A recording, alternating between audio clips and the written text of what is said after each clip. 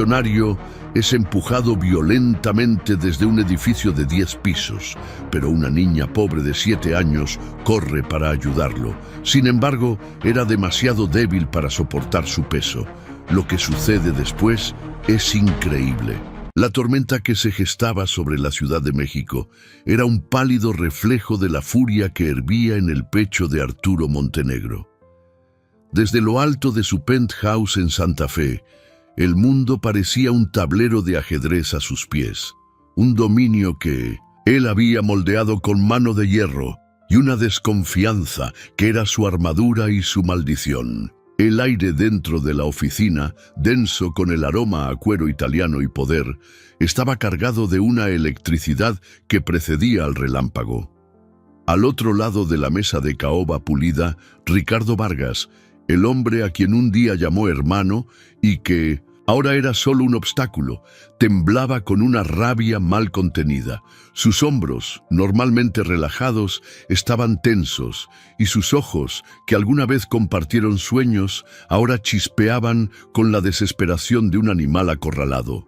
Los documentos entre ellos eran una sentencia de muerte empresarial, la compra hostil de las acciones de Ricardo. El golpe final que consolidaría el imperio de Arturo y borraría a su socio de la historia que construyeron juntos. Arturo sentía un placer cruel en aquello. Era su naturaleza. La confianza era para los débiles. La lealtad era una moneda que siempre se devaluaba. Lo había aprendido de la manera más dura y ahora impartía la lección. Los números no mienten, Ricardo, dijo Arturo, su voz serena y cortante como un bisturí. Fuiste descuidado, y el descuido en nuestro mundo es lo mismo que la traición. Ricardo se levantó de un salto, la silla cayendo hacia atrás con un golpe sordo. ¿Traición? ¿Tú hablas de traición? ¿Tú que exprimiste cada gota de mi entrega para alimentar tu paranoia? Me convertiste en un fantasma dentro de mi propia empresa. La discusión, antes un murmullo venenoso, escaló a gritos que retumbaban por el vasto apartamento. Impulsado por una necesidad de aire, de espacio, Arturo caminó hacia las puertas de cristal que daban a la terraza, abriéndolas al viento aullante y a la llovizna que comenzaba a caer. El cielo gris parecía a punto de desplomarse sobre la ciudad. Ricardo lo siguió, el rostro rojo de cólera. Le dediqué 30 años de mi vida a esto, a ti. Las palabras de Ricardo eran latigazos en el viento. ¿Y me acusas de robo? ¿Tú que me robaste el alma? Arturo se giró, el desdén estampado en su rostro. Tu alma no vale ni el papel en el que está impreso este contrato. Fue la gota que derramó el vaso. En un instante de furia ciega, Ricardo avanzó. No fue un golpe, fue un empujón. Un impulso violento y desesperado, con toda la fuerza de décadas de resentimiento. Arturo, tomado por sorpresa, trastabilló hacia atrás. Sus costosos zapatos resbalaron en el piso de mármol que comenzaba a humedecerse con la llovizna. El mundo se inclinó de forma vertiginosa. Por una fracción de segundo sintió la ausencia de suelo bajo sus pies, el vacío llamándolo. El grito se le atoró en la garganta, reemplazado por un terror puro y absoluto. Sus manos se agitaron en el aire, buscando algo, cualquier cosa, y sus dedos se cerraron con la fuerza de un hombre que se ahoga sobre la fría estructura metálica del barandal de la terraza. Su cuerpo se balanceó violentamente sobre el abismo. Decenas de pisos más abajo, los autos eran juguetes minúsculos. El viento lo azotaba, intentando arrancarlo de su único punto de apoyo. Miró hacia arriba y vio el rostro de Ricardo, distorsionado por el odio. No había arrepentimiento allí, solo una resolución sombría. Lenta, deliberadamente, Ricardo levantó el pie y lo posicionó sobre los dedos de Arturo, que se aferraban a la vida por un hilo. La presión comenzó, aplastante. Un crujido de huesos, el dolor punzante subiendo por su brazo. Sus dedos estaban cediendo. El fin era una certeza fría y vertiginosa. El dolor era una agonía blanca y cegadora, subiendo por los dedos aplastados de Arturo, y explotando en su cerebro.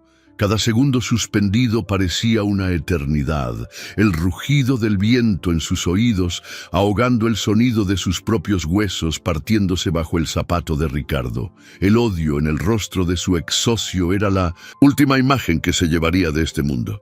Iba a morir allí, un multimillonario reducido a un peso muerto, eliminado no por un rival a su altura, sino por un hombre que consideraba débil y que ahora lo miraba con un triunfo espantoso. Su fuerza se desvanecía, la llovizna helada volvía, el metal resbaladizo. Sus dedos gritaban en protesta, listos para soltarse. Fue entonces cuando, en medio del torbellino de viento y desesperación, la vio, una figura pequeña, casi etérea, apareciendo en la terraza de servicio adyacente, un espacio que apenas sabía que existía. Era una niña, con un vestido sencillo y el cabello oscuro pegado a la cara por la lluvia. Corrió, sus piecitos descalzos, golpeando silenciosamente el piso mojado. Sus ojos, grandes y asustados, estaban fijos en él. Arturo parpadeó, seguro de que era una alucinación, un ángel de la muerte infantil que venía a escoltarlo. Pero era real. Con una urgencia que desafiaba su edad, la niña se tiró al suelo de la terraza, el cuerpo delgado estirado al máximo, y extendió un bracito en su dirección. «¡Señor, tome mi mano!», gritó la voz delgada casi perdida en el viento. Por un instante, lo absurdo de la situación lo paralizó. Entonces, el instinto de supervivencia se apoderó de él. Con la mano que aún no estaba siendo aplastada se estiró, los músculos del hombro protestando. Sus dedos encontraron los de ella. La mano de ella era pequeña, delicada, casi frágil, y en el momento en que la agarró, la brutal realidad lo golpeó con más fuerza que el empujón de Ricardo. Ella no tenía fuerza, era una niña. Su pequeña mano, aunque firme, no podía hacer nada contra el peso de un hombre adulto. Una ironía cruel y final. Su única esperanza era tan impotente como él. Vio la comprensión florecer en el rostro de ella también. El pánico inicial en sus ojos dio lugar a una frustración intensa y luego a algo más. Una chispa de determinación feroz. No lo jaló, no lo intentó. En lugar de eso lo soltó abruptamente, gritó un «espere» y se levantó, corriendo hacia la pared interna de la terraza de servicio. Arturo la vio detenerse frente a una pequeña caja roja, algo en lo que nunca había reparado en todas sus visitas a ese piso. Con un esfuerzo que requirió todo su cuerpo, jaló una pequeña palanca hacia abajo, y entonces se dio la vuelta, llenó sus pequeños pulmones y gritó con toda la fuerza que tenía, no hacia él, sino hacia el vestíbulo de abajo, la palabra que lo cambiaría todo: ¡fuego! Al segundo siguiente, una alarma ensordecedora comenzó a sonar. Un chillido electrónico que rasgaba el aire, acompañado de luces estroboscópicas que comenzaron a parpadear en el techo del pasillo. El sonido fue un shock eléctrico. Ricardo, que estaba saboreando su momento de victoria, se congeló. Su cabeza se giró en dirección al ruido, el rostro una máscara de confusión y furia. Esa vacilación, esa fracción de segundo de distracción, fue todo lo que Arturo necesitó. Usando la adrenalina que inundaba su sistema y el último vestigio de su fuerza, balanceó el cuerpo hacia un lado, como un péndulo desesperado. Sus dedos aplastados gritaron, pero los ignoró. Su mano libre se lanzó hacia el costado, buscando a ciegas cualquier cosa sólida. Sus dedos se cerraron en torno al marco metálico de una de las ventanas de cristal. El nuevo agarre era precario, pero era una oportunidad. Ricardo, despertado de su estupor por el movimiento, miró hacia abajo, la alarma aún sonando como un presagio, y vio el rostro de Arturo, ahora a centímetros de una nueva seguridad. Levantó el pie de nuevo, esta vez no para aplastar, sino para patear. La patada de Ricardo cortó el aire, pero la adrenalina le dio a Arturo una agilidad que no sabía que poseía. Giró el cuerpo, sintiendo la punta del zapato caro de su verdugo rozar dolorosamente su costilla, pero el impacto no fue suficiente para soltarlo. El chillido estridente de la alarma de incendios era la banda sonora del infierno personal de Ricardo. El plan, tan brutalmente simple, se estaba deshaciendo en un caos de luces parpadeantes y sonido. El pánico reemplazó al odio en sus ojos. Quedarse allí significaba ser atrapado en el acto. Lanzó una última mirada de furia impotente a Arturo, una mirada que prometía que aquello no había terminado. Y luego se dio la vuelta y corrió, desapareciendo por la puerta de la oficina segundos antes de que las primeras voces alarmadas comenzaran a resonar en el pasillo. Arturo se quedó solo, colgado entre la vida y la muerte, la alarma martilleando en su cabeza. El dolor en sus dedos era ahora una brasa viva, un fuego que consumía su brazo. Su otra mano, aferrada al marco de la ventana, se estaba resbalando. Cada músculo de su cuerpo temblaba con el esfuerzo sobrehumano de no ceder a la gravedad. Por primera vez en su vida adulta era completamente impotente. Su dinero, su influencia, sus contactos, nada de eso importaba a 70 pisos de altura. Era solo carne y hueso, luchando contra el metal frío y el viento traicionero. El mundo de abajo era un tapiz indiferente de luces lejanas. Cerró los ojos, la lluvia mezclándose con el sudor frío en su rostro. Fue entonces cuando las puertas de la terraza se abrieron con violencia. Dos guardias de seguridad, los rostros pálidos de shock, se detuvieron en la entrada, paralizados por la escena.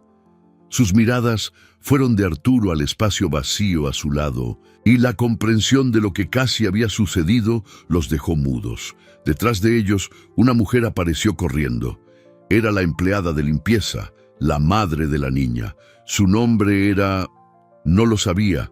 Nunca se había molestado en saberlo. Soltó un grito ahogado al verlo y corrió, no hacia él, sino hacia su hija, que todavía estaba allí, parada cerca de la caja de alarma, observando todo con una calma perturbadora.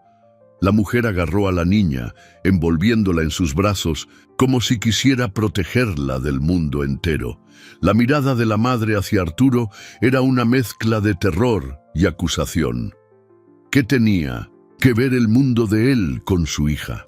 Las manos de los guardias lo agarraron. Manos fuertes, desesperadas, jalándolo por encima del barandal. La sensación del piso sólido bajo su cuerpo fue como nacer de nuevo. Se desplomó, jadeante, el dolor, en su mano explotando en una náusea abrumadora. Los paramédicos, que habían subido con los guardias, lo rodearon de inmediato, sus voces un zumbido distante en sus oídos. Le colocaron una mascarilla de oxígeno en el rostro. Sintió un piquete en el brazo, pero su mente estaba en otro lugar. Ignorando el dolor, levantó la cabeza, buscando a través del caos de piernas y equipos. Necesitaba verla, a la niña, su salvadora. La encontró. La madre la sostenía firmemente de la mano, alejándola de la escena hacia un elevador de servicio. La mujer miró hacia atrás por un segundo y sus ojos se encontraron con los de Arturo. En ellos no vio alivio ni orgullo, vio solo miedo. Un miedo profundo, visceral, que la hizo apresurar el paso y desaparecer con la niña detrás de las puertas de metal que se cerraban. Antes de que pudiera formular una sola palabra, un agradecimiento, una pregunta, se habían ido. La pequeña heroína y su aterrorizada madre simplemente se habían esfumado, como si nunca hubieran estado allí. El blanco estéril del cuarto de hospital era una afrenta. Arturo odiaba los hospitales. Eran lugares de debilidad, de rendición, donde los cuerpos se rompían y el control se entregaba a extraños con batas blancas. Estaba sentado en la cama, el torso desnudo bajo una sábana áspera, la mano derecha envuelta en un vendaje grueso que palpitaba con un dolor sordo e insistente. 3 dedos rotos y múltiples ligamentos desgarrados, había dicho el médico. Suerte, agregó, por no haber perdido la mano entera. Suerte. La palabra sonaba como un insulto. Había ignorado las órdenes de descansar, el celular presionado contra la oreja con el hombro mientras su mano izquierda, temblorosa de rabia, intentaba, sin éxito, abotonar una camisa que un asistente le había traído. Necesitaba salir de allí, volver a su centro de mando, a su oficina, donde el mundo tenía sentido. Cada minuto en ese cuarto era una victoria para Ricardo. No me importan los procedimientos. Quiero a mi equipo legal aquí, ahora, gruñó al desafortunado jefe de seguridad al otro lado de la línea. Colgó, lanzando el teléfono a la cama con un suspiro frustrado.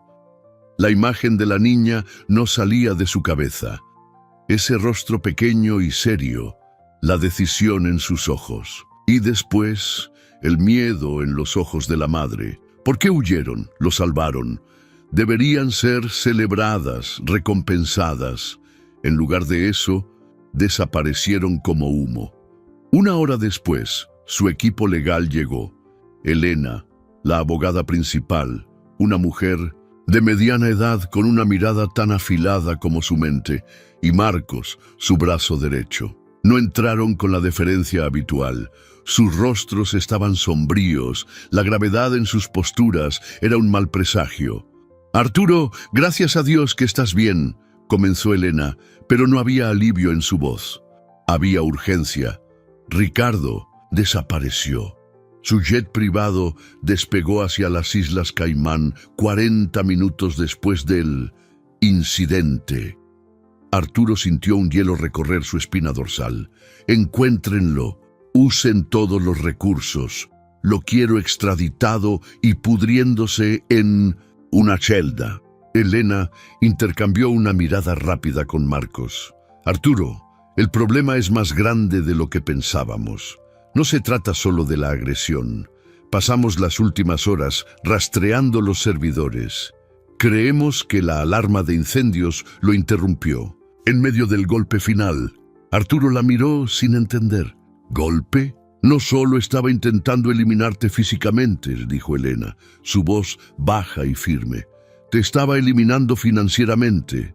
Durante meses, tal vez años, Ricardo ha estado desviando fondos. Pequeñas cantidades al principio, luego millones. Encontramos una red compleja de empresas fantasma y cuentas offshore. Estaba desangrando la empresa por dentro, Arturo, de forma sistemática». El aire se escapó de los pulmones de Arturo. El dolor en su mano pareció desaparecer, reemplazado por un vacío frío en el estómago. Le habían robado. A él, Arturo Montenegro, el hombre que olfateaba la deslealtad a kilómetros de distancia, le habían robado bajo sus propias narices durante años. La humillación era un veneno, más potente que el intento de asesinato. El ataque físico era un crimen pasional, casi primitivo, pero esto era un insulto a su inteligencia, a su legado, a todo lo que él era. «¿Cuánto?», preguntó, la voz un susurro ronco. Elena vaciló. «Nuestras estimaciones iniciales son devastadoras. Apalancó los activos de la empresa de formas que no autorizaste, creó deudas fantasma. Arturo, la verdad es que estamos al borde de la quiebra». El silencio en el cuarto era pesado, roto solo por el bip monótono de un monitor cardíaco. Junto a la cama, Arturo miró su mano vendada, el símbolo de su vulnerabilidad. Había sido engañado, traicionado y casi asesinado, y ahora estaba en la ruina. Un fuego gélido se encendió en sus ojos. «Entonces vamos a destruirlo», dijo, la voz recuperando su fuerza de acero. «Legalmente, financieramente, quiero que no tenga dónde esconderse». Elena tragó saliva, su mirada volviéndose aún más preocupada. «Ahí es donde las cosas se complican aún más, Arturo», dijo, abriendo una carpeta que había traído. Ricardo no planeó esto de la noche a la mañana, preparó el terreno. En los últimos 6 meses recopiló testimonios de exempleados, falsificó informes e incluso pagó a 2 psicólogos para crear un expediente que alega que sufres de inestabilidad mental, paranoia y comportamiento errático. Estaba construyendo un caso para destituirte de la empresa por incapacidad. El ataque en la terraza va a alegar que fuiste tú quien lo atacó en un brote psicótico y que él solo se defendió. La revelación de Elena flotó en el aire, estéril del cuarto, más sofocante que la falta de ventilación. Arturo sintió una oleada de náuseas. El plan de Ricardo era diabólico en su perfección. No era solo un robo, era una aniquilación completa de su identidad, de su reputación. La víctima convertida en agresor, el genio financiero retratado como un loco. Se miró las manos, la vendada y la temblorosa, y por primera vez en décadas se sintió acorralado. La telaraña que Ricardo había tejido era intrincada y pegajosa, y él estaba justo en el centro. «¡Eso es absurdo!», gruñó, la voz cargada de una furia impotente. «Nadie va a creer eso. Mi vida es un libro abierto». Elena negó con la cabeza lentamente, la mirada compasiva en sus ojos irritándolo profundamente. «Arturo, él tiene pruebas. Testimonios de gente que despediste, registros de correos electrónicos sacados de contexto, informes firmados por profesionales». Pintó un cuadro de un hombre aislado, desconfiado, que vive en una torre de marfil y ve enemigos en cada sombra. Es una caricatura, pero es una caricatura convincente para una junta directiva o un juez que no te conoce. La amarga verdad de esas palabras lo golpeó. Su desconfianza patológica, su armadura, estaba siendo usada como el arma para destruirlo. Cada puerta que había cerrado al mundo, cada relación que había sacrificado en nombre de la seguridad, ahora era un ladrillo en el muro de su propia prisión. Estaba solo y Ricardo contaba con eso. ¿Y la niña? La pregunta se escapó de sus labios antes de que pudiera contenerla. La hija de la empleada de limpieza. Ella lo vio todo. «Es mi testigo». Marcos, que hasta entonces había permanecido en silencio, carraspeó. «Pensamos en eso, Arturo. Identificamos a la empleada. Se llama Clara. La hija se llama Lidia, 7 años. Pero hay un problema». Arturo se inclinó hacia adelante, el dolor en sus dedos olvidado. «¿Qué problema?» «Desaparecieron», dijo Marcos. «No están en su casa. El departamento está vacío». La vecina dijo que Clara salió a toda prisa con una maleta pequeña, justo después de salir del edificio. Y, Arturo, el registro de salida de Clara del sistema de la empresa no fue una salida normal. Fue despedida. El mundo de Arturo se detuvo. ¿Despedida? ¿Por quién? ¿Con qué autoridad? «La orden vino del director de recursos humanos», explicó Elena. «El motivo registrado: negligencia grave, poniendo en riesgo la seguridad del patrimonio y de los ejecutivos. La justificación es que permitió que su hija deambulara por un área restringida durante un incidente crítico. El despido se hizo efectivo menos de 1 hora después de que te llevara la ambulancia». La crueldad del acto lo dejó sin aliento. Era una represalia, un mensaje claro. Los aliados de Ricardo todavía estaban en la empresa, actuando en las sombras, limpiando los cabos sueltos. No solo silenciaron a su única testigo, la castigaron por salvarlo. La mujer, Clara, había perdido su empleo por su culpa. La niña, Lidia, que había actuado con una valentía que avergonzaría a ejércitos, ahora era una fugitiva con su madre, probablemente aterrorizada. Un sentimiento que no había sentido en mucho tiempo comenzó a burbujear bajo la rabia. La culpa. Nunca se había fijado en esa mujer. Era parte del mobiliario, un rostro anónimo que mantenía su santuario impecable. Y ahora ella y su hija estaban pagando el precio más alto por su guerra personal. «Encuéntrenlas», ordenó. La voz, baja y peligrosa. «Usen todos los recursos, detectives privados, lo que sea necesario, no me importa el costo. Quiero que encuentren a Clara y a Lidia y se aseguren de que estén a salvo». Sabía que no era solo para recuperar a su testigo, era algo más profundo, era una deuda de vida que necesitaba pagar. Mientras Elena y Marcos salían para comenzar la cacería, Arturo se quedó solo con sus pensamientos. Recordó el miedo en los ojos de Clara al huir. No era miedo de él, era miedo de lo que él representaba.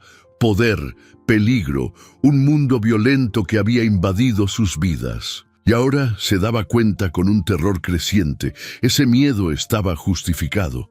Lo que no sabía era que, a kilómetros de allí, en un pequeño cuarto de una casa de huéspedes en las afueras de la ciudad, Clara sostenía a Lidia en sus brazos, que temblaba no de miedo, sino de una fiebre repentina.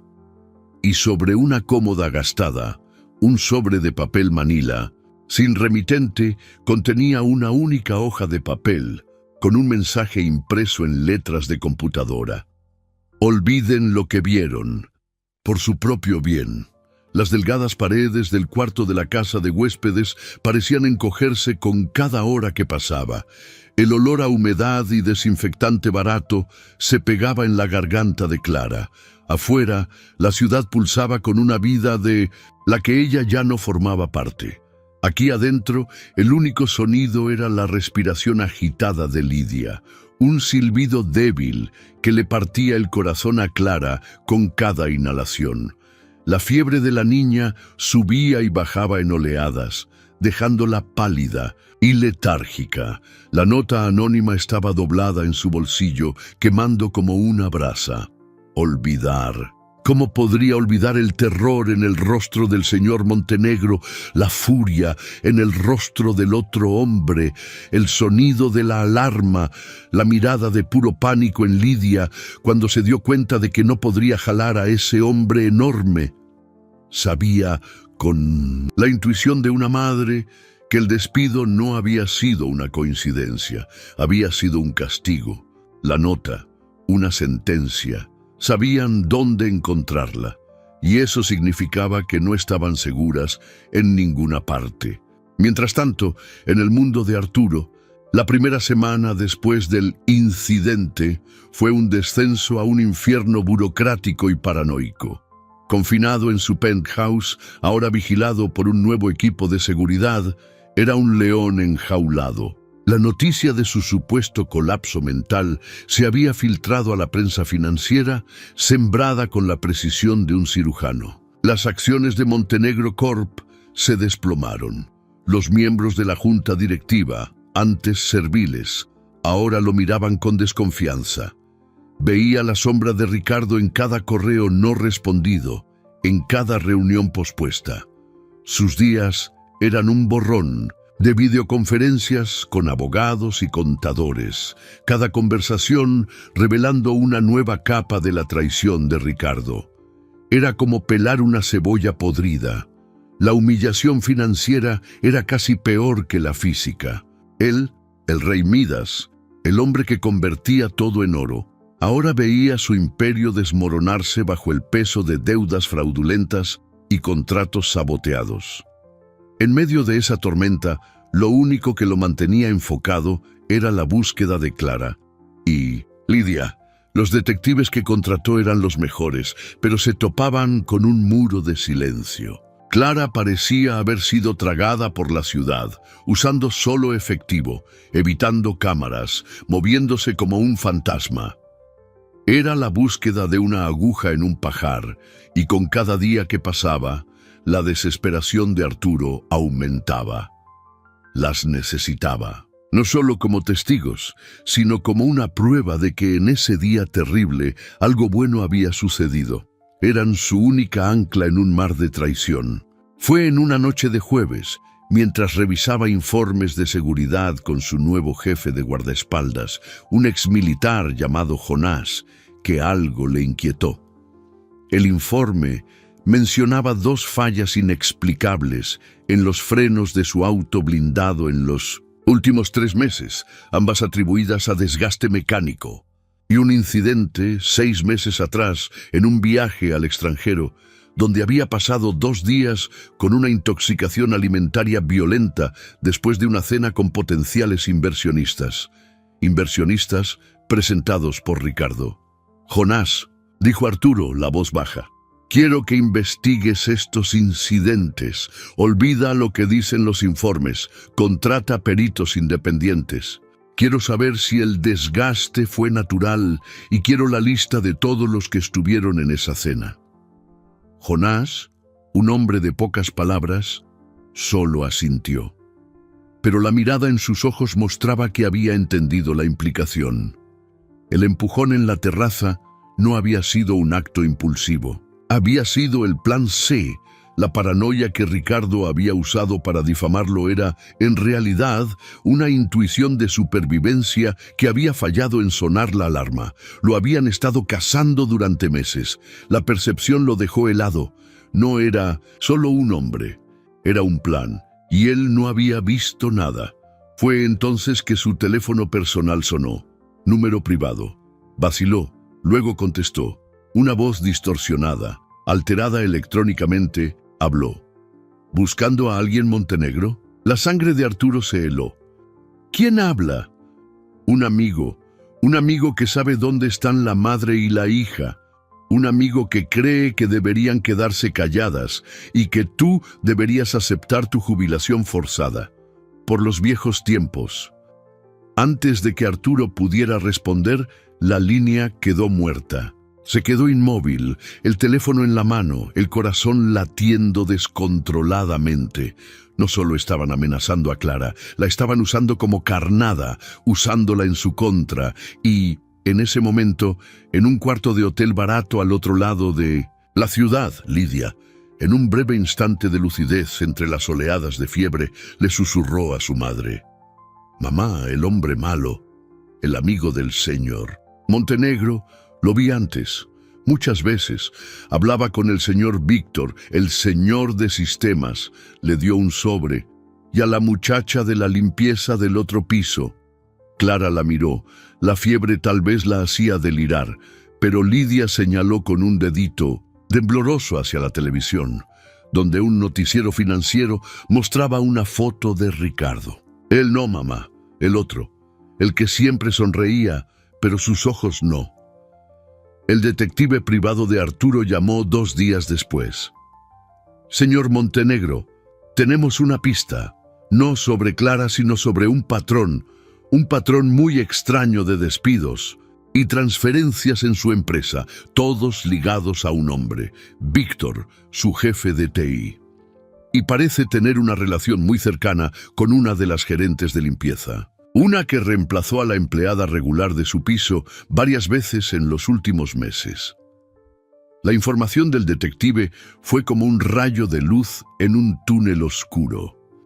Víctor, el jefe de TI, un hombre de apariencia inofensiva, siempre encorvado sobre un teclado, en quien Arturo apenas se fijaba, y una empleada de limpieza sustituta, piezas pequeñas y aparentemente insignificantes en el gran tablero de su empresa. Ricardo era el rey enemigo, pero ¿quiénes eran los peones que preparaban el camino para el jaque mate? La mención de Lidia sobre el señor de sistemas y la muchacha de la limpieza resonó en su mente. La percepción de una niña con fiebre ahora sonaba como una profecía. Ordenó a Jonás y a los detectives que se enfocaran en Víctor y en la empleada. Discretamente, sin hacer ruido, quería entender la extensión de la red antes de actuar.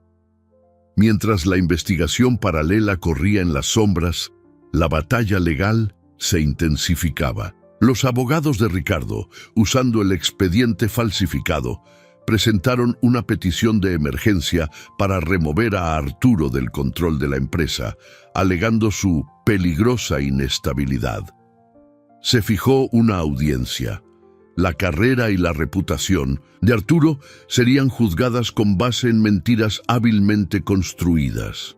La presión era inmensa. Se sentía como si estuviera luchando contra fantasmas. Cada paso que daba parecía que Ricardo ya lo había anticipado.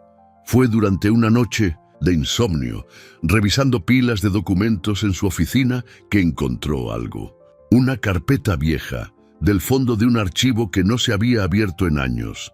El título era Proyectos Iniciales, BNM, Vargas y Montenegro. Dentro había bocetos, antiguos planes de negocio, sueños garabateados en servilletas y fotos de ellos más jóvenes, en el taller donde todo comenzó. Dos muchachos con más ambición que dinero, sonriendo a la cámara, el futuro un horizonte brillante, un dolor agudo, diferente al dolor físico, lo golpeó. Era el dolor de la pérdida, no de dinero, sino de una amistad que un día creyó inquebrantable. En el fondo de la carpeta había un sobre sellado. Con su propia caligrafía estaba escrito: en caso de emergencia, abrir solo juntos. No lo recordaba. 30 años era mucho tiempo. Curioso, rasgó el sobre. Dentro no había documentos legales ni contraseñas secretas. Había una única hoja de papel y una llave pequeña y antigua. En el papel, un contrato que ellos mismos redactaron con un lenguaje casi infantil. Una cláusula decía: si uno de nosotros se convierte en un tirano obsesionado con el dinero y olvida por qué empezamos, el otro tiene derecho a activar la cláusula del garaje y forzar una pausa de 48 horas para recordar de dónde venimos. Era un pacto de juventud, ingenuo y olvidado. Y la llave la reconoció. Era la llave de la vieja bodega que usaron como primera oficina, incluso antes del garaje, un lugar que no había sido visitado en décadas. Un impulso inexplicable se apoderó de él. Era una locura, una pérdida de tiempo. Pero necesitaba aire, una pausa de esa guerra de desgaste. A la mañana siguiente, sin avisar a nadie, tomó un auto y condujo hasta la decadente zona industrial de la ciudad. La bodega estaba allí, oxidada y cubierta de hiedra. La llave, con 1600 dificultad, giró en la cerradura. El aire adentro era pesado, con olor a polvo y a tiempo. Muebles viejos cubiertos con sábanas, cajas apiladas. Y en un rincón, una vieja caja fuerte de metal. Un modelo barato que compraron en un bazar. La combinación forzó la memoria. El cumpleaños de su madre, el cumpleaños de la madre de Ricardo, el año en que se conocieron. La puerta rechinó al abrirse.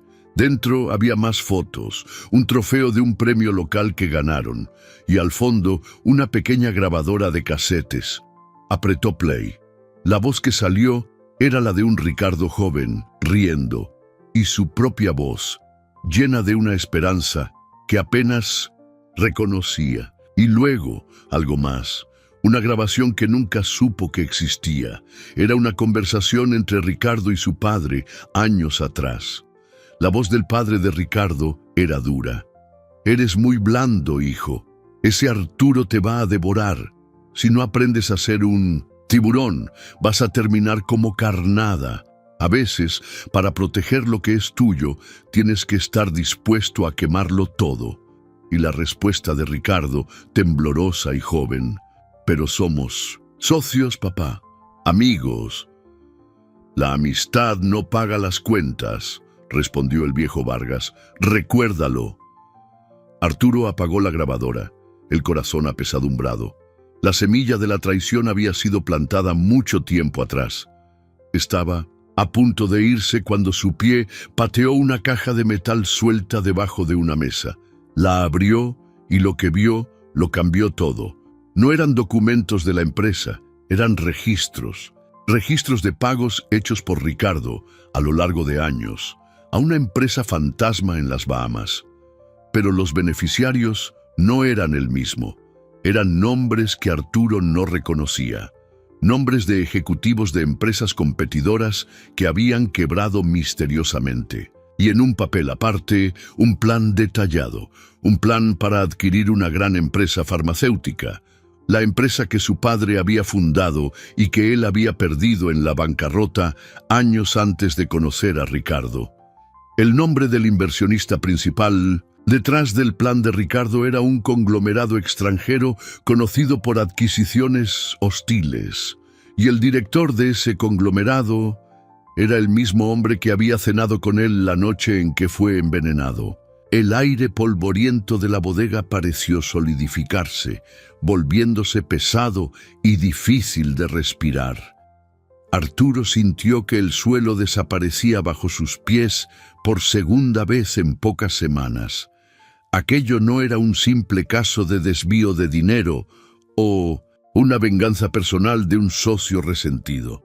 Era algo mucho más grande, más antiguo e infinitamente más siniestro. La traición de Ricardo no era solo contra él, sino contra la memoria de su padre, contra la fundación misma de su viaje.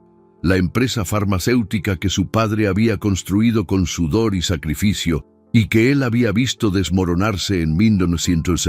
Su adolescencia era el verdadero premio.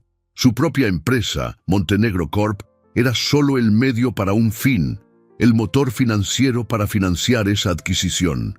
Él había sido la herramienta y ahora el obstáculo final a ser removido. Los nombres de los ejecutivos de empresas quebradas, los pagos secretos. De repente, todo tenía sentido.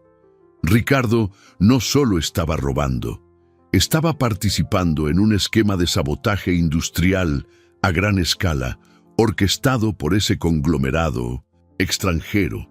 No compraban empresas, las quebraban desde adentro y luego recogían los escombros por una fracción de su valor.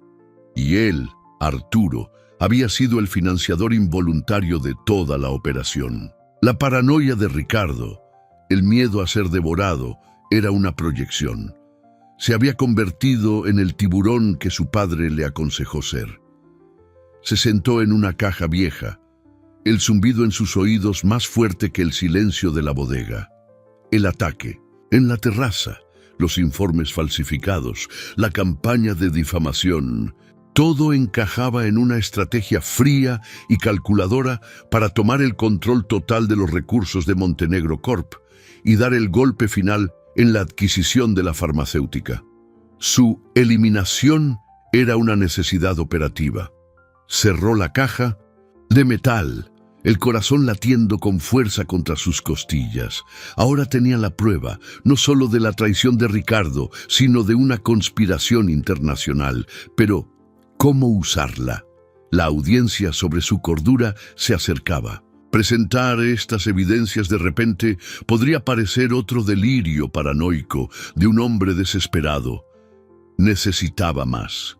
Necesitaba un testigo vivo, alguien que pudiera conectar los puntos. Necesitaba a Clara y Lidia. Al volver a su penthouse, encontró a Jonás esperándolo, el rostro más sombrío de lo normal. «Malas noticias, señor», dijo Jonás sin rodeos. La madre y la hija empezaron a recibir amenazas directas. Encontramos una segunda nota dejada en la puerta de su nuevo escondite. Nuestros hombres no las vieron, pero la vecina nos contó. El mensaje era más explícito esta vez. «Dejen de inventar historias o la niña sufrirá un accidente en la escuela». Arturo sintió la ira subir como bilis. Estaban usando a una niña como arma. La crueldad del acto solidificó su determinación. Esto ya no era sobre negocios, era sobre justicia. «¿Y sobre Víctor, el de TI?», preguntó Arturo, la voz gélida. «Está actuando de forma extraña», informó Jonás. «Hizo un gran retiro de dinero en efectivo y encontramos registros de llamadas frecuentes a un número no rastreable en las Islas Caimán, el mismo lugar al que voló el jet de Ricardo». La red se estaba volviendo más clara, los hilos conectando a Ricardo, al conglomerado extranjero y a los traidores dentro de su propia empresa. Estaban acorralando a Clara, aterrorizándola para asegurar su silencio. El despido, las amenazas, todo diseñado para aislarla y desacreditarla si decidía hablar. Al día siguiente surgió un nuevo giro. Elena, su abogada, llamó. La voz tensa. Arturo, los abogados de Ricardo acaban de presentar una nueva moción. Es una solicitud de tutela, no solo sobre la empresa, sino sobre sus bienes personales. Alegan que su condición lo hace incapaz de administrar sus propias finanzas y tienen un juez que parece muy simpatizante con su causa. La audacia del golpe lo conmocionó. No querían solo la empresa, lo querían todo. Dejarlo sin recursos, sin poder, completamente a su merced. Se sentía como si se estuviera hundiendo en arenas movedizas. Por cada movimiento que hacía, respondían con dos, siempre un paso adelante. La batalla legal parecía perdida antes de empezar. Esa noche, exhausto y desanimado, miró por la ventana de su penthouse.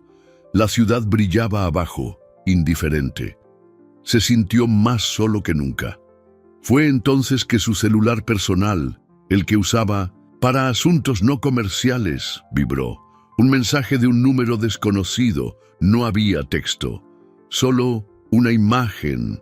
Era un dibujo infantil, hecho con lápices de colores. Mostraba a un hombre grande en la cima de un edificio, y a un hombre malo empujándolo, y a una niñita con un vestido rojo jalando una palanca de alarma. Debajo del dibujo, una frase escrita con la caligrafía vacilante de una niña. Yo vi, yo me acuerdo. Debajo de la frase había un pequeño detalle que casi pasó desapercibido. En la esquina del dibujo, la niña había dibujado un pequeño logo. El logo de una cadena de restaurantes de comida rápida, conocida por sus áreas de juegos infantiles. Era un mensaje, una pista. Lidia le estaba diciendo dónde estaba, de la única manera que sabía. El dibujo infantil era más elocuente que cualquier documento legal. Era un acto de valentía en forma de arte, un mensaje codificado de una aliada improbable.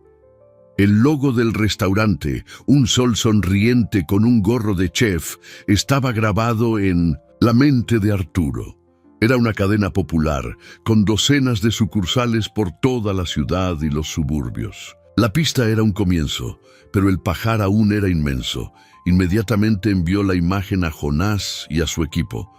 Olviden todo. La prioridad es esta. Verifiquen cada sucursal de esta cadena. Busquen a una mujer y a una niña que coincidan con las descripciones. Sean discretos, no podemos asustarlas. Mientras la búsqueda se desarrollaba, la presión sobre Arturo aumentaba. Los medios, alimentados por filtraciones anónimas, publicaban artículos sobre el excéntrico recluso y su batalla mental. Sus socios minoritarios, antes leales, comenzaron a vacilar, presionados por la junta directiva y la caída en el valor de las acciones. Estaba perdiendo el control de su propia narrativa. La segunda semana después del incidente se arrastraba, cada día trayendo un nuevo frente de batalla. Sus abogados luchaban por posponer la audiencia de tutela, pero el sistema parecía inclinado a favor de Ricardo. Era como golpear el agua. Se sentía cada vez más aislado en su torre dorada, que ahora parecía más una prisión. Las noches eran las peores. Revivía la caída, el viento, el rostro de Ricardo. Pero ahora la imagen se mezclaba con el dibujo de Lidia.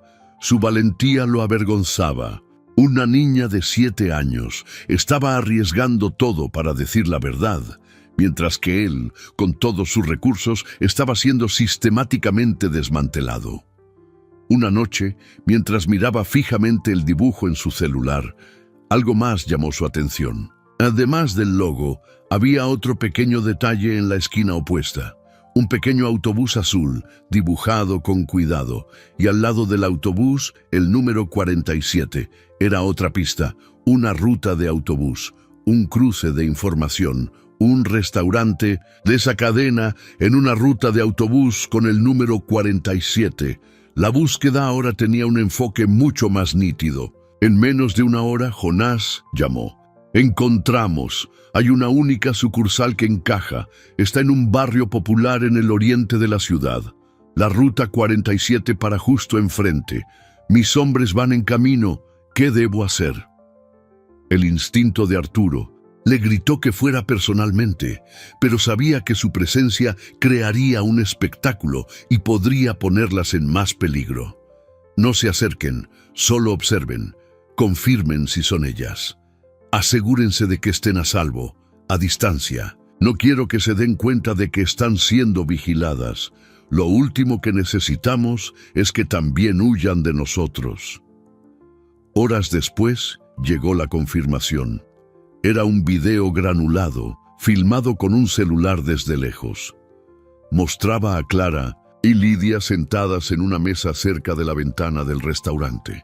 Lidia comía papas fritas, pareciendo más saludable. Clara, sin embargo, parecía exhausta, los hombros encorvados por el peso del mundo, mirando constantemente hacia la puerta, hacia la calle, como un animal asustado. Verlas allí, tan vulnerables, encendió una furia protectora en Arturo.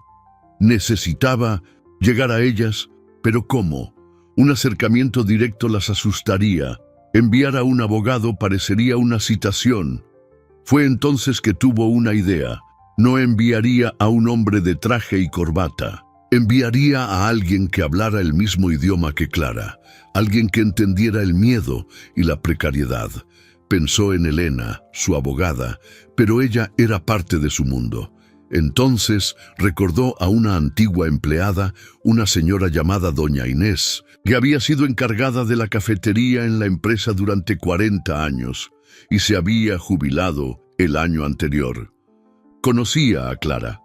Tenía un trato amable, una sabiduría que venía de una vida de trabajo duro. La contactó, le explicó la situación, la delicadeza, la necesidad de construir confianza. Doña Inés, con su calma inquebrantable, aceptó de inmediato.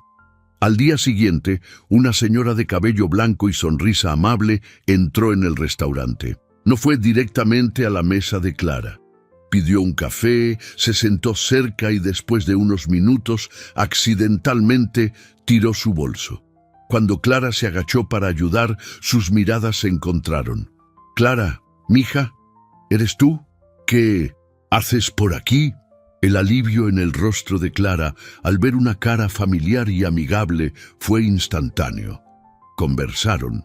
Doña Inés no mencionó a Arturo. Habló de la vida, de las dificultades, de cómo a veces la gente buena se encuentra en situaciones malas. Y, gentilmente, le entregó a Clara un celular desechable. «Una amiga mía me pidió que te lo entregara. Dijo que podrías necesitar ayuda y que este teléfono es seguro. Nadie puede rastrearlo». Esa noche, el teléfono que doña Inés le había dado a Arturo sonó. Era Clara. Su voz era un susurro, lleno de miedo y desconfianza. «¿Qué quiere de nosotras?» «Quiero ayudar», dijo Arturo, la voz más suave de lo que él mismo esperaba. «Sé que están en peligro por mi culpa. Quiero protegerlas y necesito su ayuda. Lidia, ella es la única que puede decir la verdad». Hubo un largo silencio. Podía oír la respiración de Clara al otro lado. «Nos van a hacer daño», dijo ella, la voz entrecortada. «Le van a hacer daño a mi hija». «No lo permitiré», prometió Arturo con una convicción que venía del fondo de su alma. «Pero para eso necesito que me cuentes todo lo que Lidia vio, cada detalle, porque la percepción de tu hija puede ser la clave para derribar no solo a un hombre, sino a toda una organización que me ha estado cazando durante meses». La conversación con Clara fue un parteaguas. Por primera vez, Arturo sintió que ya no estaba luchando solo. La voz de ella, aunque temblorosa, cargaba la fuerza de una leona protegiendo a su cachorro. Durante horas, a lo largo de varias llamadas, en ese teléfono seguro, Clara relató las observaciones de Lidia. Eran fragmentos, piezas de un rompecabezas vistas a través de los ojos de una niña que, por ser invisible para los adultos a su alrededor, lo veía y oía todo. Lidia, con su memoria fotográfica, recordaba conversaciones susurradas en pasillos, rostros tensos en reuniones improvisadas, documentos dejados sobre escritorios. Describió a Víctor, el de TI, entregando una memoria USB a un mensajero desconocido en el estacionamiento. Describió a la empleada de limpieza sustituta fotografiando documentos en el escritorio de Arturo con su celular cuando creía que nadie la veía. Describió incluso un encuentro tenso entre Ricardo y un hombre extranjero de habla ríspida, en el que escuchó las palabras falla en los frenos y decepción. Cada detalle que Lidia recordaba era una pieza que encajaba perfectamente en el rompecabezas que Arturo y su equipo estaban armando. Las observaciones inocentes de la niña eran, en realidad, un testimonio ocular devastador contra la conspiración. Arturo se dio cuenta con un escalofrío de que la vida de Lidia no estaba en peligro solo por haber presenciado el incidente en la terraza. Estaba en peligro porque era la única persona que podía conectar todos los puntos de la red criminal. Eso la convertía de testigo en la principal amenaza. La prioridad cambió de encontrar la verdad a proteger la fuente de la verdad. Trasladó a Clara y Lidia a un lugar seguro, una casa de campo aislada de un amigo de confianza, bajo la protección constante de Jonás y su equipo más leal. Lejos de los ojos de la ciudad, Lidia, sintiéndose segura por primera vez en semanas, comenzó a florecer.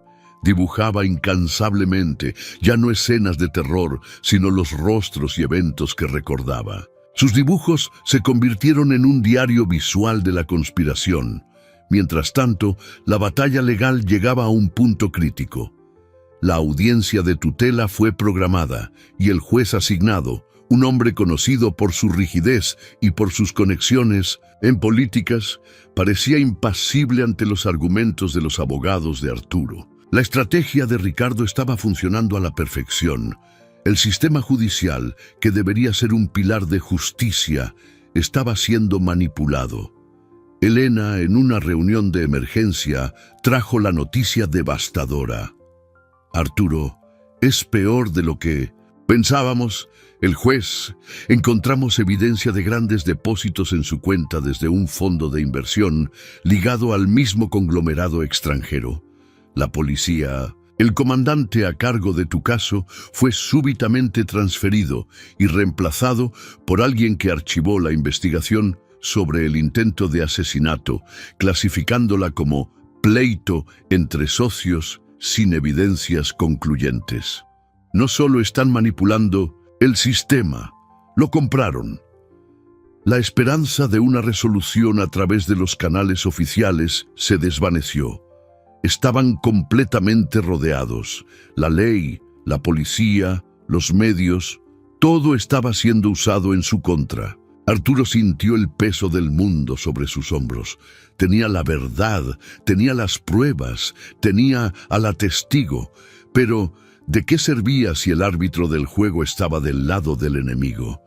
Esa noche, en la casa de campo, Arturo observaba a Lidia jugar en el jardín. Corría tras las mariposas, su risa resonando en el aire del campo. Por primera vez, vio en ella no solo a una testigo o una heroína, sino a una niña cuya inocencia estaba siendo amenazada por un mundo cínico y cruel. Clara se le acercó sosteniendo una taza de té. Ella no entiende la dimensión de todo esto, dijo Clara, la voz suave. Solo sabe que vio algo malo y que usted es el bueno de la historia. Arturo miró a Clara, la fuerza silenciosa en su rostro. Es más valiente de lo que yo jamás seré. Ella confía en usted, dijo Clara. Cree que usted va Arreglar las cosas. Esas palabras lo golpearon con la fuerza de un puñetazo. La confianza de una niña era ahora su mayor responsabilidad. No podía fallar, no por su empresa, no por su dinero, sino por ella. Fue entonces que una nueva estrategia comenzó a formarse en su mente. Si el sistema estaba corrupto, no podía luchar dentro de él. Tendría que crear su propio tribunal. El tribunal de la opinión pública. Pero, ¿cómo? Los medios estaban en su contra. Cualquier cosa que dijera sería tergiversada y usada como prueba de su inestabilidad. Necesitaba algo innegable, algo que sorteara a los guardianes de la información y hablara directamente a la gente. Su mirada se posó en la cámara de seguridad que Jonás había instalado en un árbol. Una idea audaz, peligrosa y tal vez suicida comenzó a tomar forma. Una idea que pondría a Lidia en el centro del escenario, pero que podría ser la única manera de hacer estallar todo el esquema. Se giró hacia Jonás.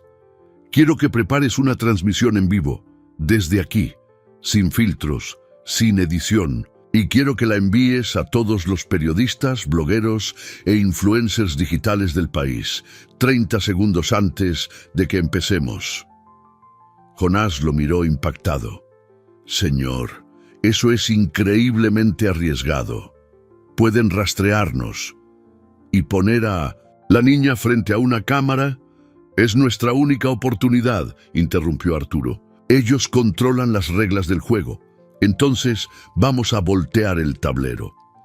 Sabía que la red criminal haría cualquier cosa para detenerlo. Intentarían silenciarlo a él y a Lidia para siempre.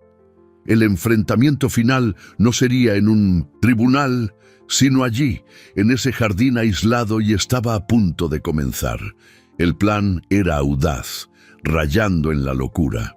En los 2 días siguientes, la tranquila casa de campo se transformó en un nervioso centro de comando. Jonás y su equipo, usando tecnología de encriptación y enrutamiento de señal, prepararon la infraestructura para la transmisión en vivo, creando un laberinto digital para hacer el rastreo casi imposible, al menos por un tiempo limitado. Arturo, por su parte, se preparaba para el papel más importante de su vida. No sería el multimillonario arrogante ni la víctima indefensa. Sería el narrador de una historia, la voz que daría contexto a la valentía de una niña. La parte más difícil fue hablar con Clara y Lidia. Se sentó con ellas en el jardín, el sol de la tarde dorando el césped. «Lidia», comenzó la voz suave, «¿te acuerdas de lo que viste ese día y los otros días? ¿De los hombres malos?» Lidia asintió, sus grandes y serios ojos fijos en él. «Me acuerdo de todo». «Necesito que le cuentes esa historia. A mucha gente», continuó Arturo, «para que todos sepan la verdad y ya no puedan hacerle daño a nadie. Pero será en una cámara y muchas personas estarán mirando. ¿Crees que puedas hacerlo?» Clara tomó la mano de su hija, el rostro tenso de preocupación. Pero Lidia miró a Arturo con una confianza inquebrantable. «No tengo miedo», dijo con una sencillez que desarmó a todos. «Tú vas a estar conmigo». La noche de la transmisión, la tensión era palpable. La audiencia de tutela de Arturo estaba programada para la mañana siguiente. Era ahora o nunca. Arturo se sentó en un sillón, con Lidia a su lado en un banquito, sosteniendo uno de sus dibujos. Clara estaba fuera de cámara, la mirada fija en su hija. La cuenta regresiva de Jonás sonó en sus oídos a través de un auricular. 5, 4, 3. La luz roja de la cámara se encendió. Estaban en vivo. Arturo miró directamente al lente. «Mi nombre es Arturo Montenegro. En los últimos días han leído muchas cosas sobre mí, que soy inestable, paranoico, que estoy loco. Hoy van a escuchar la verdad, pero no de mí. La van a escuchar de una heroína de 7 años, a quien la sociedad considera invisible, pero cuyos ojos vieron lo que nadie más vio. Entonces se giró hacia Lidia. Con una calma sorprendente guiada por las gentiles preguntas de Arturo, Lidia comenzó a contar su historia. No habló como una testigo ensayada. Habló como una niña, describiendo los eventos con una claridad e inocencia imposibles de fabricar. Mostró sus dibujos a la cámara, explicando cada uno. El dibujo del hombre siendo empujado, el dibujo de Víctor con la memoria USB, el dibujo de la empleada de limpieza con el celular, el dibujo del hombre extranjero gritando sobre la falla en los frenos. Era un testimonio irrefutable, proveniente de la fuente más pura. Mientras la transmisión ocurría, el mundo digital explotaba. Los periodistas, inicialmente escépticos, estaban hipnotizados. Las redes sociales hervían. El hashtag «Yo le creo a Lidia» comenzó a propagarse como pólvora. Pero sabían que el enemigo también estaba observando y reaccionarían. Jonás interrumpió en su auricular. «Señor, están intentando rastrearnos, están usando fuerza bruta. Tenemos quizás 10 minutos más y tenemos movimiento. 3. Camionetas sin placas se aproximan rápidamente por el camino de acceso». El enfrentamiento estaba llegando. Arturo mantuvo la calma. «Lidia, cariño, tienes una cosa más que contar, ¿verdad? ¿Sobre lo que escuchaste decir al hombre extranjero sobre la empresa de mi papá?» Lidia asintió y, con una claridad impresionante, repitió la frase que había oído, la frase que delineaba el plan final de adquisición de la farmacéutica. Era el último clavo en el ataúd de la conspiración. «Jonás, prepara la evacuación, ahora», dijo Arturo al micrófono antes de volverse hacia la cámara. «La verdad ha sido dicha. Ahora depende de ustedes decidir a quién creer». Cortó la transmisión. El caos comenzó. Jonás y sus hombres corrieron para llevar a Clara y Lidia a un vehículo blindado escondido en la parte trasera. Arturo tomó la caja de metal con los documentos de la bodega. El sonido de llantas rechinando en la grava resonó afuera. Eran profesionales. En lugar de un ataque frontal, bloquearon la única salida, y para el horror de todos, un pequeño dron apareció sobre la casa, suspendido en el aire como un insecto mortal. Acoplado a él no había un arma, sino un frasco con una boquilla rociadora. «¡Gas!», gritó Jonás. «Van a incapacitarnos y a fingir un accidente. Fuga de gas, incendio. Todos muertos». Estaban atrapados. La huida era imposible. La casa se convertiría en su tumba. Arturo miró a Lidia, que se aferraba a la pierna de su madre, el rostro pálido de miedo. Había fallado. Las había llevado hasta allí solo para ser eliminados juntos. Fue entonces cuando Lidia, en medio del pánico, señaló el suelo de la sala. «El sótano», susurró. «La puertecita en el closet, como en casa de la abuela». Clara y Arturo se miraron. No sabían de ningún sótano, pero Lidia, en su exploración infantil de la casa, había encontrado una trampilla olvidada bajo un tapete dentro de un closet de escobas. Era una antigua cava, húmeda y oscura. Jonás y sus hombres forzaron la trampilla. Era la única oportunidad. Descendieron a toda prisa a la oscuridad mohosa, cerrando la portezuela sobre ellos segundos antes de oír el sonido del cristal de la ventana rompiéndose y el siseo del gas llenando la habitación. Abajo, en la oscuridad, el zumbido del dron suspendido sobre ellos era lo único que oían. Estaban vivos, pero atrapados. El tiempo se agotaba. Y afuera, los criminales, creyendo que sus objetivos estaban inconscientes, se preparaban para dar el golpe final y borrar toda evidencia. La oscuridad del sótano era absoluta, densa con el olor a tierra húmeda y vino añejo. El único sonido, además de sus respiraciones jadeantes, era el zumbido siniestro del dron sobre la casa, un buitre tecnológico esperando a su presa. Arriba, pasos pesados retumbaban en el piso de madera. Estaban adentro.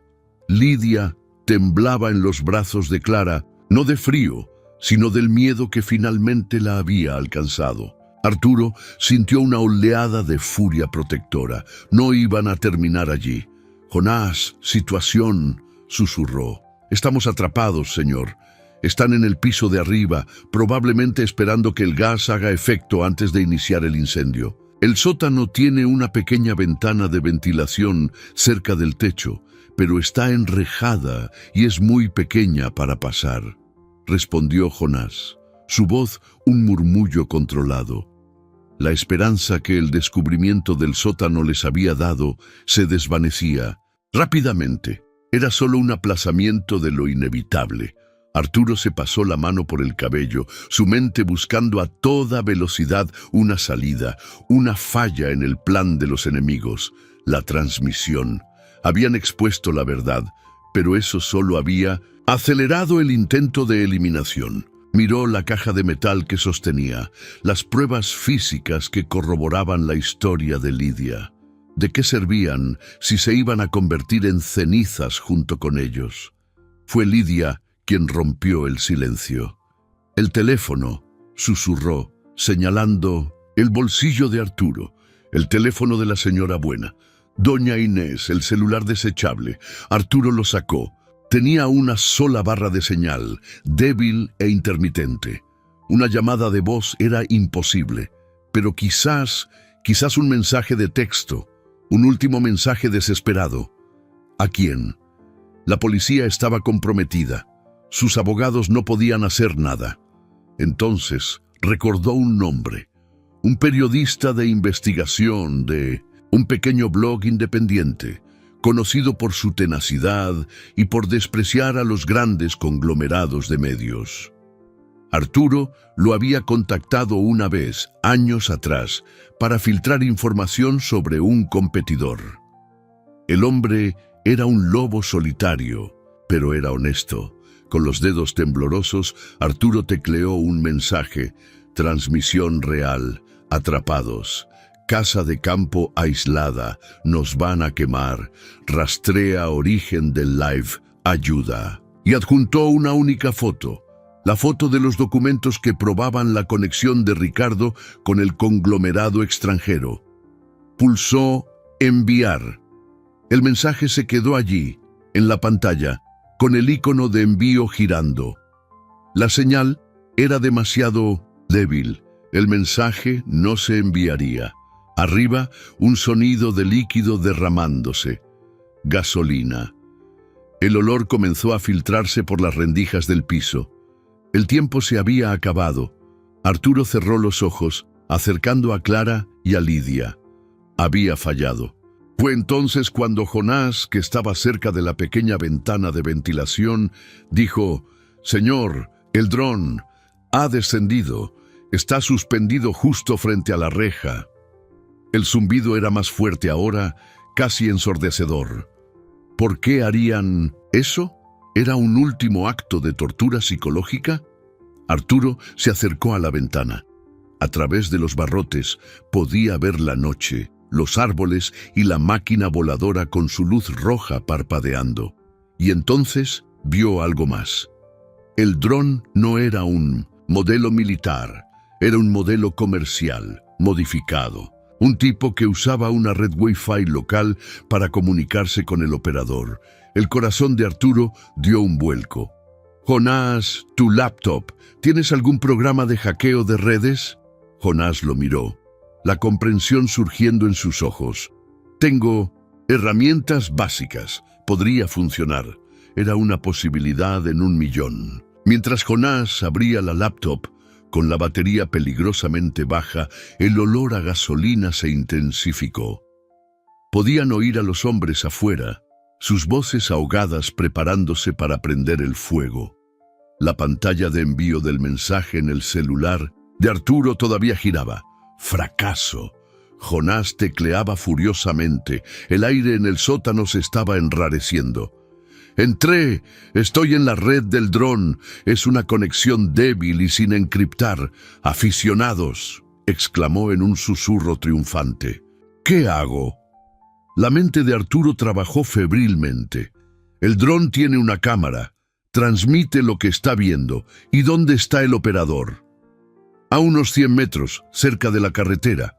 Puedo ver su silueta en la visión térmica, dijo Jonás, y le está transmitiendo las imágenes a alguien.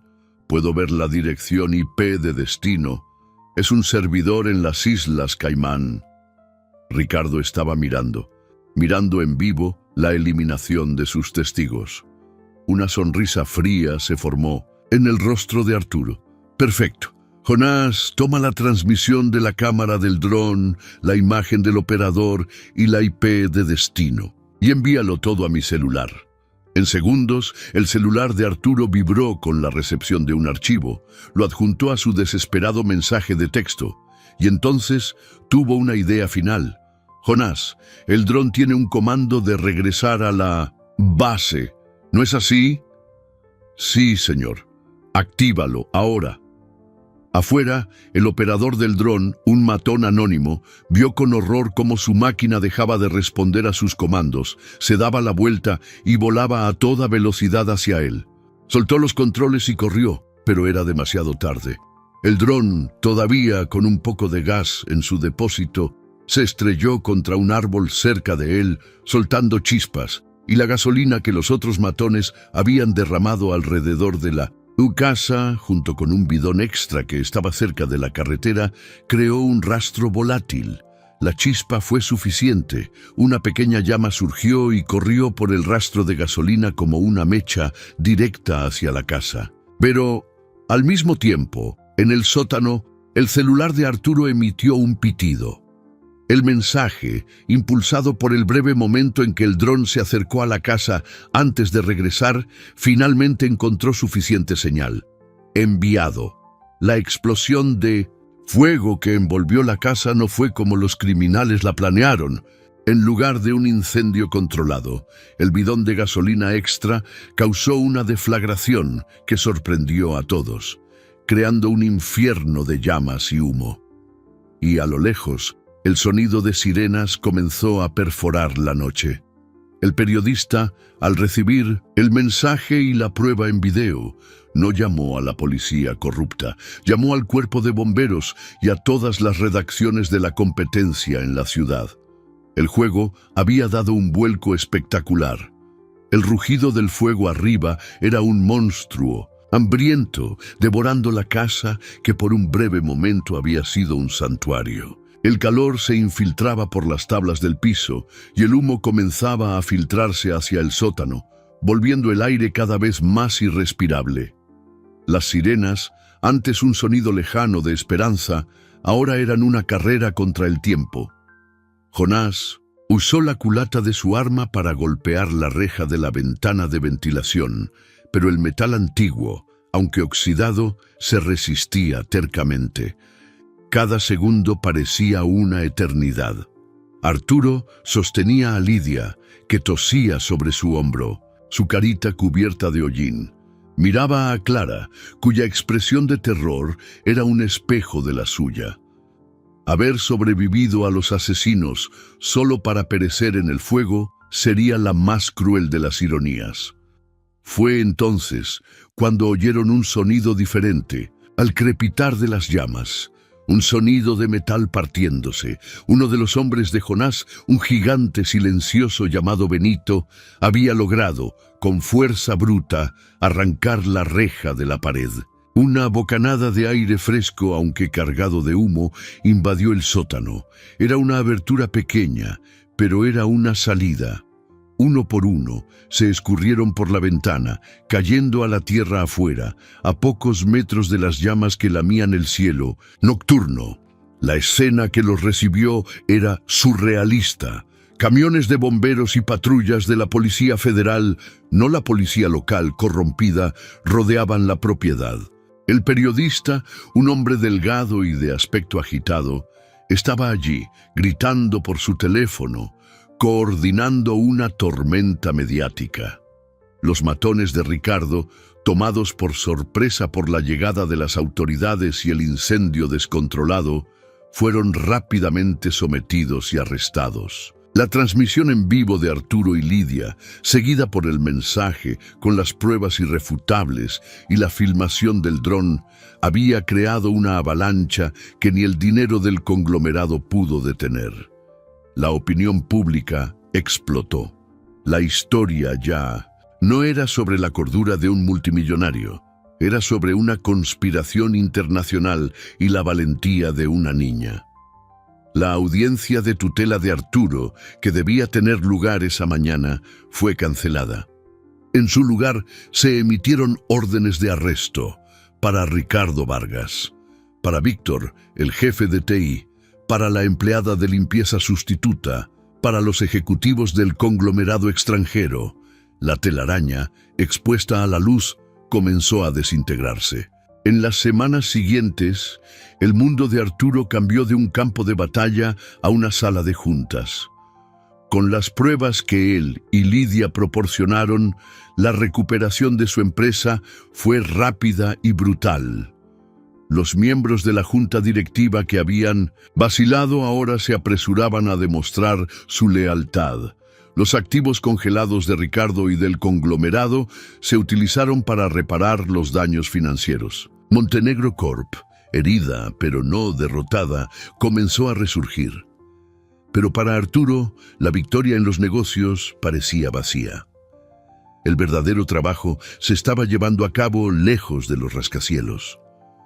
Usó sus recursos para asegurarse de que Clara y Lidia tuvieran todo lo que necesitaban. Les compró una casa cómoda en un barrio tranquilo, con un gran jardín.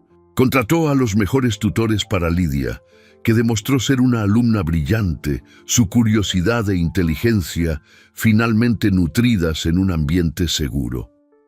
Pasaba las tardes con ellas, no como un benefactor distante, sino como parte de la familia. Le enseñaba a Lidia a jugar ajedrez, un juego que antes veía como una metáfora de la guerra empresarial, pero que ahora veía como un ejercicio de lógica y creatividad. Le leía cuentos antes de dormir.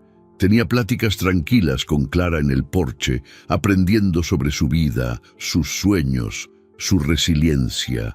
A cambio, ellas lo sanaban. La risa de Lidia era el antídoto para su paranoia. La serena dignidad de Clara desataba los nudos de su desconfianza. Se dio cuenta de que, durante toda su vida, había construido muros para protegerse, pero esos muros también lo habían aprisionado en la soledad. Clara y Lidia, con su simple presencia, demolieron esos muros, ladrillo por ladrillo. Un día, mientras Lidia le mostraba un nuevo dibujo, esta vez un retrato de los tres sonriendo bajo un sol brillante, Arturo tomó una decisión. No fue una decisión de negocios basada en la lógica y el beneficio. Fue una decisión del corazón.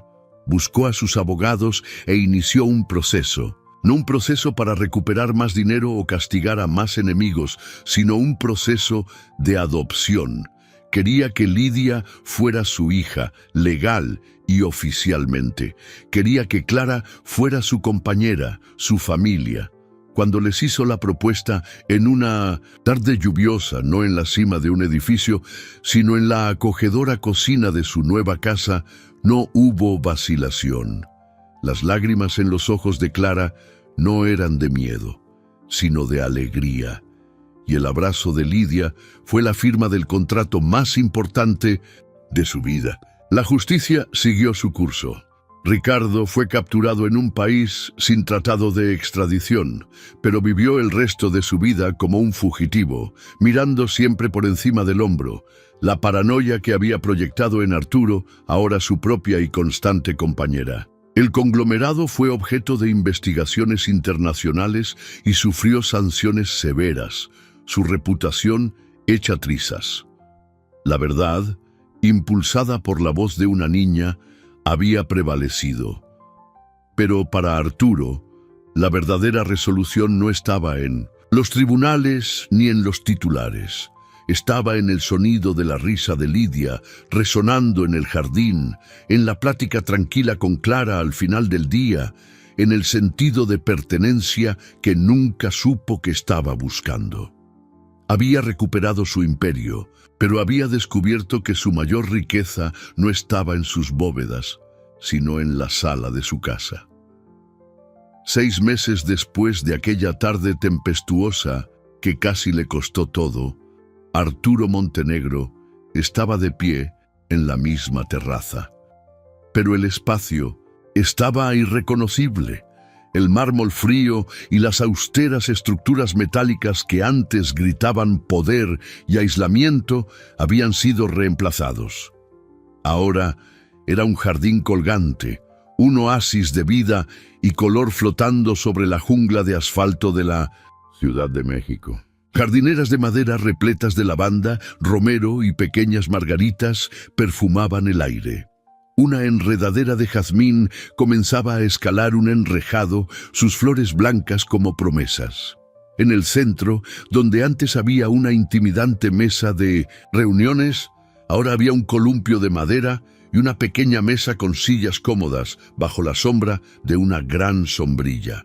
El espacio que había sido escenario de traición y muerte cercana era ahora un símbolo de renacimiento y seguridad.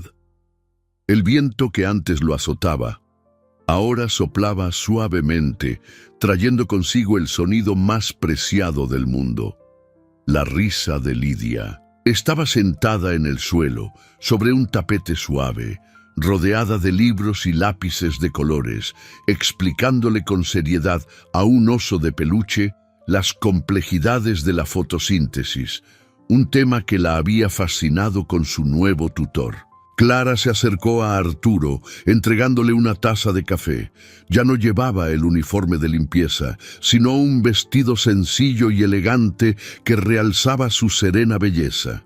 Sus ojos ya no contenían miedo, solo un amor tranquilo y una fuerza que él había llegado a admirar profundamente. «Le encanta estar aquí arriba», dijo Clara, mirando a su hija. «Dice que es el lugar más cercano a las estrellas». Arturo sonrió, una sonrisa genuina que ahora le salía con facilidad. «Ella es nuestra estrella». Se quedaron en silencio por un momento, observando a Lidia. La transformación en sus vidas había sido completa. Arturo no solo había recuperado su empresa, la había reinventado. Montenegro Corp ahora tenía uno de los programas de responsabilidad social más sólidos del país, enfocado en la educación infantil y el apoyo a familias de bajos ingresos. Había aprendido que el verdadero poder no residía en dominar, sino en elevar. La desconfianza que había sido su armadura fue reemplazada por un discernimiento más sabio, la capacidad de ver el valor en las personas, no sus posibles defectos. Había descubierto que la lealtad no se puede comprar ni forzar. Se gana a través del respeto y el amor genuino. El mayor cambio, sin embargo, era interno. Ese vacío que había intentado llenar con edificios, números y adquisiciones había sido llenado por el calor de una familia. Ya no era el millonario solitario, era Arturo, era papá, era compañero. Lidia se levantó y corrió hacia él, abrazando sus piernas. Levantó el rostro, los ojos brillantes de inteligencia y alegría. «Papá, ¿sabías que una hormiga puede cargar 50 veces su propio peso?» Arturo se arrodilló para estar a su altura, el corazón llenándose de un amor tan vasto que casi dolía. «No lo sabía, mi pequeña gigante, pero sé que la verdadera fuerza, la que realmente importa, no se mide en peso ni en músculos». La miró a los ojos, los mismos ojos que lo habían mirado con feroz determinación cuando estaba colgado al borde del abismo. «La verdadera fuerza está aquí», dijo él tocando suavemente la frente de ella. «Y aquí», añadió, posando la mano sobre el corazón de ella, «es la valentía, la inteligencia y un corazón puro. Cualidades que el dinero no puede comprar, pero que pueden salvar vidas y transformar el mundo». Lidia sonrió. comprendiendo la profundidad de esas palabras de una manera que solo ella podía. Lo abrazó con fuerza, un abrazo que valía más que todo su antiguo imperio. En esa terraza, donde la vida casi había terminado, recomenzaba cada día. La historia de Arturo Montenegro ya no sería recordada como la de un multimillonario implacable, sino como la de un hombre que fue salvado, en todos los sentidos de la palabra, por la hija que la vida le dio de la manera más inesperada. Había aprendido la lección más valiosa de todas. A veces, la salvación viene de las fuentes más improbables, y la fuerza que nadie ve, la fuerza moral de una niña, puede ser lo suficientemente poderosa como para derribar imperios de crimen y construir un nuevo mundo basado en el amor.